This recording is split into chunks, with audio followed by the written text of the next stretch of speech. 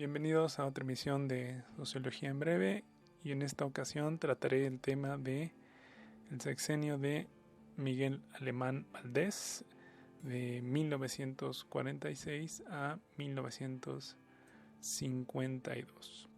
Iniciaré comentando que en ese momento el país, México, pues estaba en un proceso, como señala Molina y Rosas, estaba en un proceso de milagro mexicano, es decir, en un proceso de crecimiento, en un proceso de florecimiento económico, principalmente económico, industrial y posteriormente social, el cual más adelante, al final de esta exposición, explicaré cuál es mi apreciación sobre ello.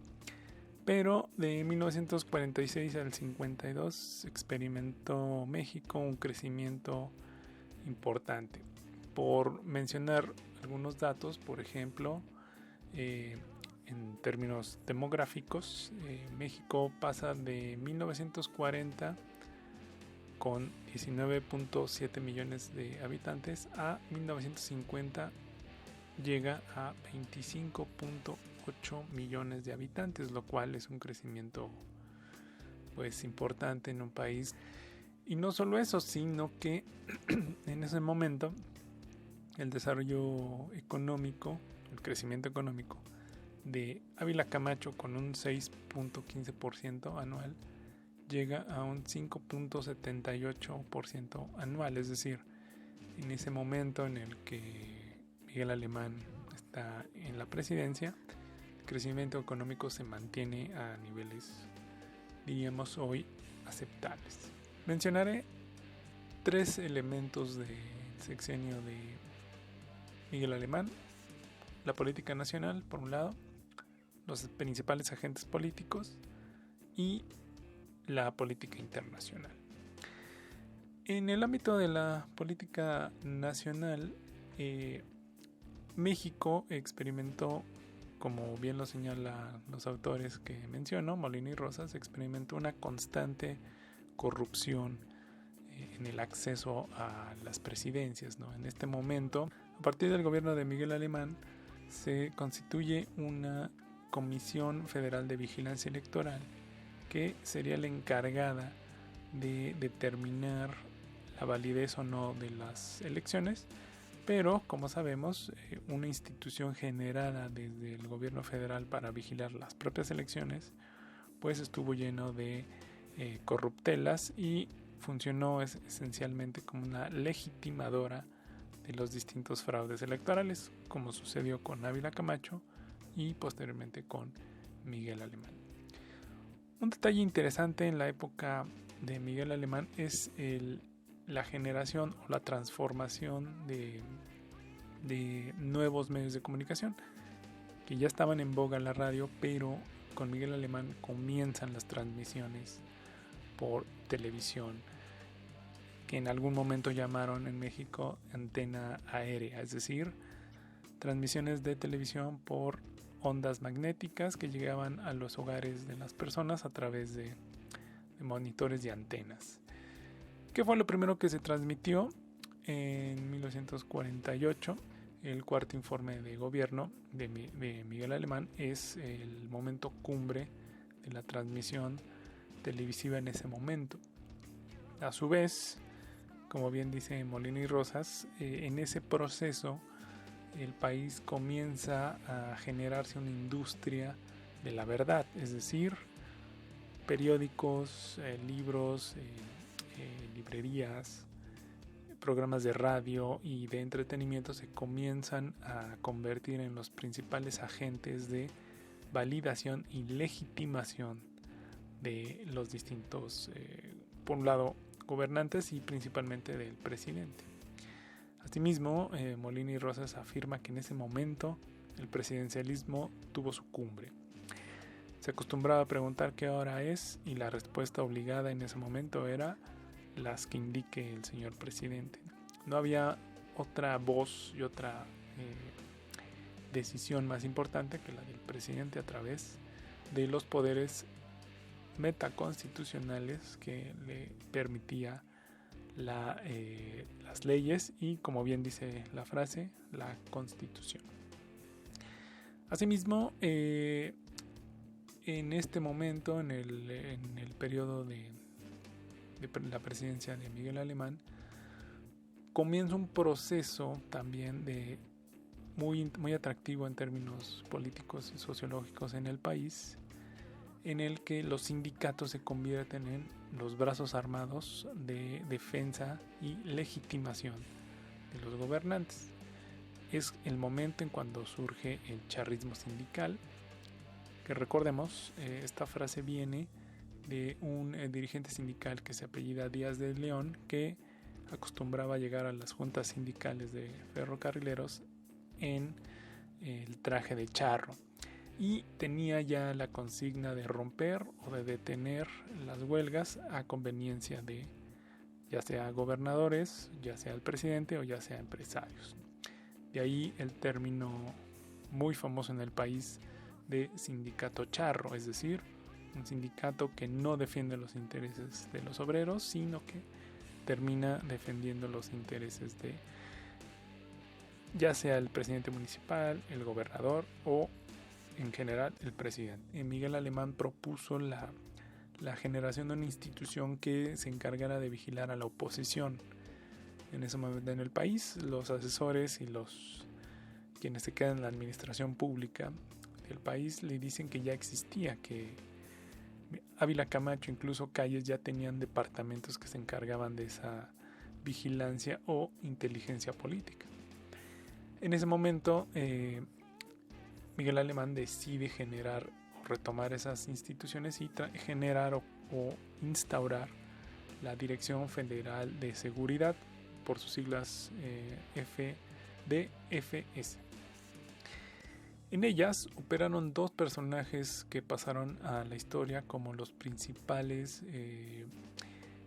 represores y quienes encabezaron la guerra sucia de desaparición de personas que estaban en contra.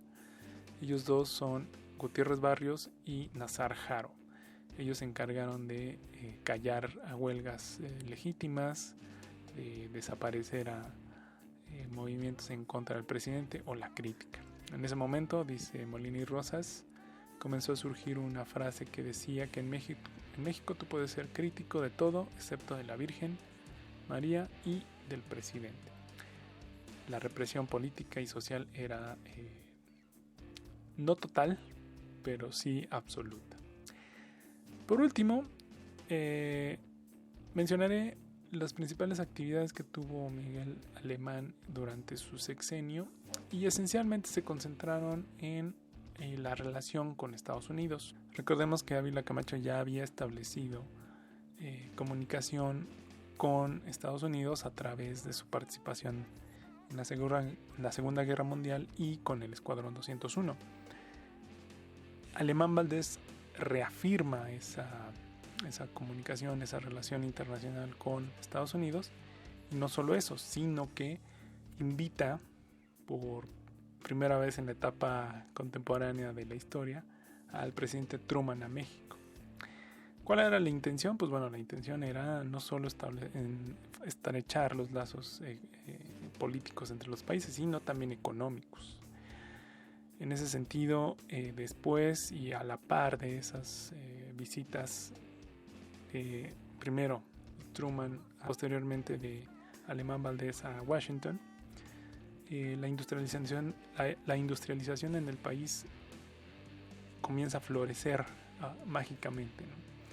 Industrias mexicanas y estadounidenses comienzan a tener más interacción, más inversiones, y en el país comienzan a verse esas transformaciones en la ciudad y en la construcción de carreteras y de kilómetros y kilómetros de calles y asfalto, ¿no?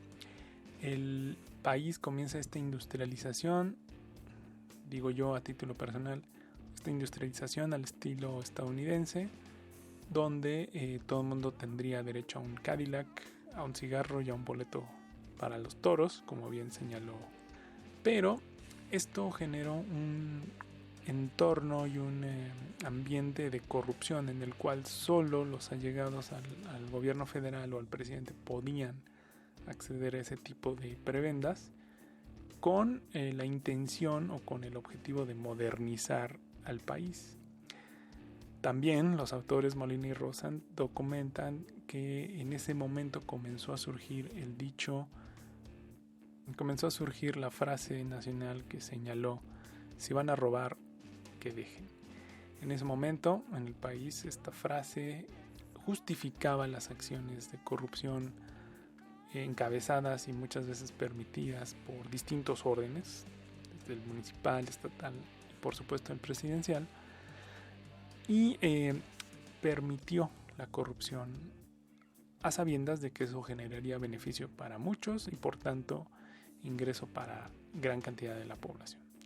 Este tipo de situaciones se naturaliza en el país al tiempo que la comunicación y el intercambio internacional entre México y Estados Unidos comienza a fortalecerse. Finalmente, quiero terminar con la reflexión. Recordemos que después de la Segunda Guerra Mundial, es decir, después de 1945, Estados Unidos comienza a posicionarse como una fuerza unipolar en el planeta. Particularmente en 1948 y a finales del 47, el Plan Marshall, el famoso Plan Marshall en Alemania, encabezado por la ONU y como sabemos por Estados Unidos, comienza a operar. Y recordemos que este Plan Marshall fue el que permitió o dio el contexto en el cual se construyera el famoso muro de Berlín y separó a dos mundos, como en algún momento escuchamos, ¿no? El mundo capitalista de la libertad y de la democracia, claro, a la luz de la corrupción en el caso mexicano, y el mundo socialista, el cual supuestamente quitaba las libertades y supuestamente evitaba el desarrollo económico-político, situación que, como sabemos, no sucedió así, pero llegó un momento en que sí, efectivamente hubo crisis en ambos bandos y el mayor afectado y colonizado fue el bando socialista.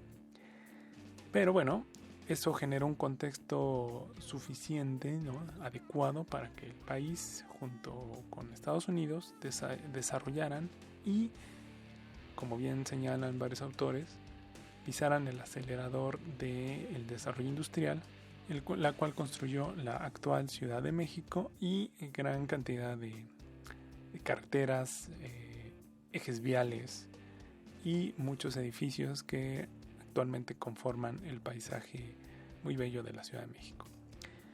Bien, hasta aquí estos comentarios sobre el sexenio de Miguel Alemán Valdés. Agradezco la atención y no olviden compartir. Hasta la próxima.